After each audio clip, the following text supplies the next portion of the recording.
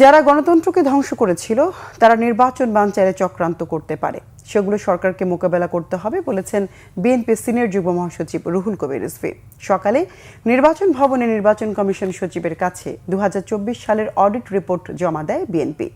গেল বছরে দলটির আয় 15,65,94,842 টাকা, বিপরীতে ব্যয় দেখানো হয়েছে 4,80,04,823 টাকা।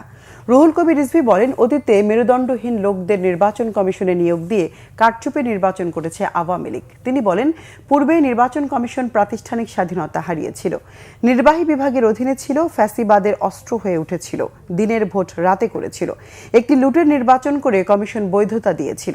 এছাড়া মেরুদণ্ডহীন চাকরিলোভী লোক দিয়ে ইসি গঠন করা হয়েছিল। বর্তমান ইসি সুষ্ঠু নির্বাচন করবে, সেটি প্রত্যাশা করে বিএনপি। মানুষের প্রত্যাশা, জনগণের প্রত্যাশা যে জনগণ দীর্ঘদিন ভোট দিতে পারেনি, যারা ভোট বঞ্চিত ছিল, অবাধ সুষ্ঠু নির্বাচনকে একেবারে জাদুঘরে পাঠিয়ে দিয়েছিল শেখ হাসিনা, সেইখান থেকে বর্তমান নির্বাচন কমিশন একটি দায়িত্বশীল ভূমিকা পালন করবে এবং অবাধ সুষ্ঠু ইনক্লুসিভ নির্বাচন অনুষ্ঠিত করার জন্য তারা যে যাবতীয় যে কাজগুলো করা দরকার সেই কাজগুলো তারা করবেন।